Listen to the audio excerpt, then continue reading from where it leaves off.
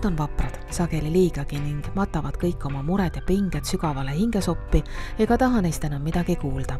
Aga alateadvuses podiseb see pidev probleemide pundar edasi ja hoidku jumal selle eest, kui ükskord plahvatab.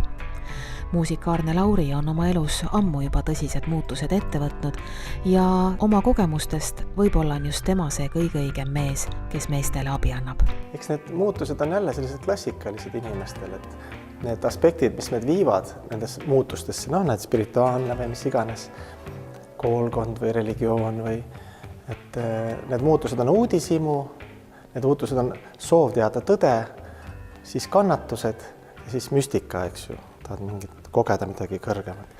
Et eks ma olen ka segu sellest, et mingil määral nägid seda maailma kannatust ja puberteediga ja isiklikus elus võib-olla ei olnud nii hull kõik, aga ikka sellised üleelamised ja samal ajal uudishimu, müstitism, eks ju, mida vaikselt hakkas imbuma sellel ajal ka 80 keskel ma sain esimese raamatu, kus räägiti ufodest ja tai chi'st ja reinkarnatsioonist ja see oli esimene nõndanimetatud piibel. Esimene selline ukse praokile ajamine, et vau, et on midagi teist. Ja siis ma hakkasin, looduses käisin jooksmas, tegin sporti ja siis ma hakkasin metsaga suhtlema. Kuidagi hakkas see looduse impersonaalne isikusetu aspekt lähedale jõudma, puid kallistama ja see tuli kõik iseenesest.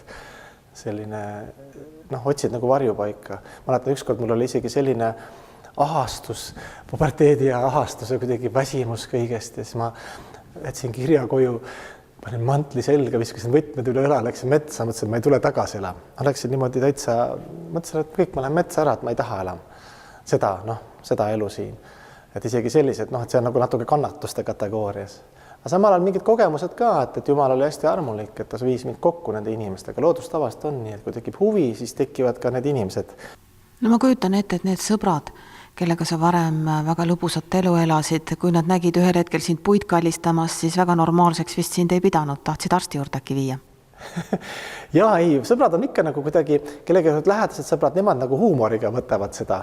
Ja eks ma ise ka võib-olla ei olnud väga, ma olen ikka selline naljamees, ma tegin ka nalja vastu, ma ei olnud niimoodi, et olge vait, et ma olen, eks see fanatism ikka natukene on sentimentalismi alguses, kui me leiame midagi uut ja huvitavat.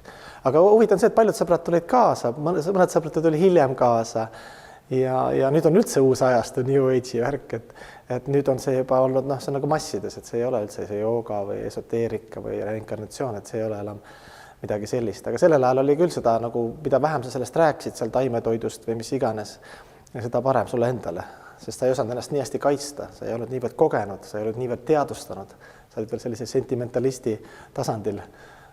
Jah, mäletan võib-olla seal taimetoidu moment ka, et sellised naljalood, et olin juba taimetoitlane ja siis esimene taimetoidu kohvik oli siin vist toortaimetoidu ja siis toodi see naisterahvas, ma mäletan, nii armas ütles, et ma toon nüüd teile taimetoitlaste jäätist, need külmutatud porgandid ämbris. Siis ma olin nii pettunud, aga ma olin juba teel. Et meeste vaimne tervis on väga kehv ja mehed ise on hakanud tunnistama seda, et pinget ja igasuguseid probleeme on niivõrd palju, et väga paljud mehed otsustavad lihtsalt siit maisest elust ka lahkuda. Missugune on näiteks sinu soovitus või nõuanne oma kogemuste põhjal? Jah, kõige tugevam mõjutaja on suhtlus elus üldse. Et sa võid ju tarka raamatut lugeda ja head innustad vaimset filmi vaadata ja korraks saada innustust, aga kui sul tutvusringkonnas ei ole, kui sa oled meeste rahvas ja sul ei ole eeskuju, juba noorest poisist peale, suhtlusringkonnas ei ole seda, siis see on väga raske välja hüpata või üldse tahta, et ma hüppaks välja. Et see läheb nii automaatselt inimesed et looduses öeldakse, kas sa progresseerud ja degradeerud, ega siin seisakut ei ole .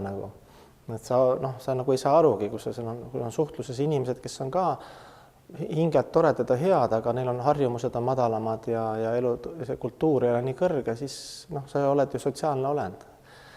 Et sellepärast, kui on ühiskonnas vähe eeskuju, elavat eeskuju, sest tegelikult raamatuid ja informatsiooni on praegu palju spirituaalselt, et sellepärast peaks ikkagi endale leidma juhendaja, õpetaja, guru, erinevad kultuurid, preester nimetavad erinevat moodi. Et see on kõige kiirem ja lihtsam tee. See ei ole üldse probleem, et ütleb, et mul ei ole omadusi. Ütleme, et mul on mingid madalad harjumused, mul ei ole häid omadusi, ma olen pettud endasse selles maailmas, eks ju, okei, punkt. Aga nüüd, kui me jääme sellesse enesehaletsusse hästi kauaks, siis tekivad need asjad, mida sina mainisid just, et enesetapumõtted või läbi alkoholi, narkootikumide me maandame ennast. Et see on nagu probleem.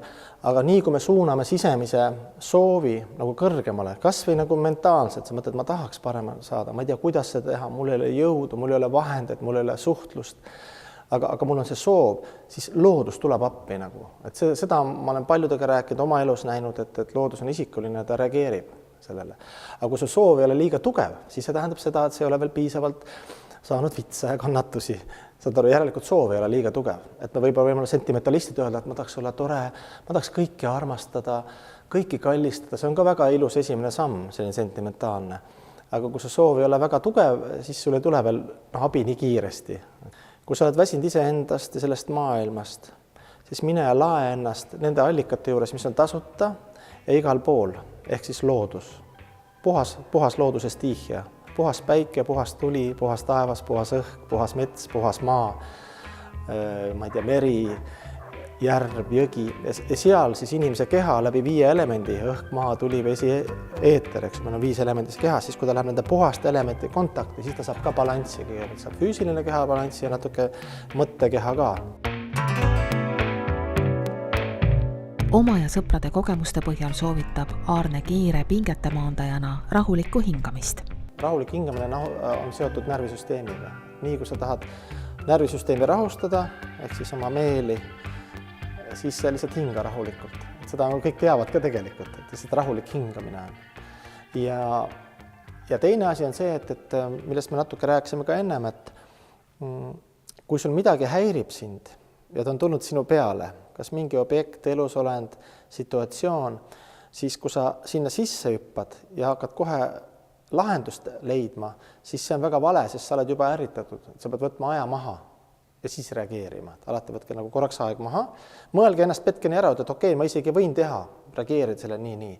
Aga ma teen seda näiteks homme või 10 minuti pärast, eks ju. Et nagu rahustada ennast maha.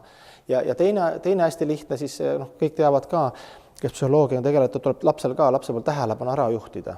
Et kui mingi asi võtab sul täiesti tõmbab endasse, siis sa pead leidma mingi asja, mis su teadvust tõstab, mingi natuke kõrgem asi, et mis paneb sind mõtlema teisest asjast. Et kui sa sellest mõtled, et ma ei tohi, see häirib mind, ma ei taha, see on nagu Munga kloostis, et seal oli samamoodi, et ära mõtle tüdrukutest, ei tohi mõelda tüdrukutest, kus ma tüdrukutega olen. Ja sa tegelikult mõtled naistest kogu aeg, tselibaat, eks ju. Et pigem mingi tegevus, mis tõmbab tähelepanu. Ja mida rohkem on kultuuris need tegevusi, mis me teadvust tõstab ja tähelepanu, seda lihtsam on.